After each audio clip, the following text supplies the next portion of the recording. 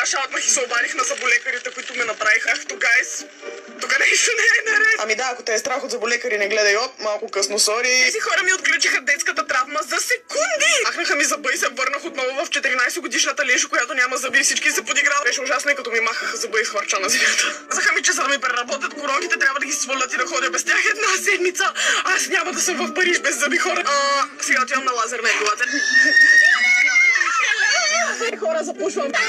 Леле, ще ги изям. Пристигнахме. Това е отношение, правят ми кафенце в момента. Ето го студиото, казва се Таурмина, се намира в Дружба, сега ще го пробваме за първи.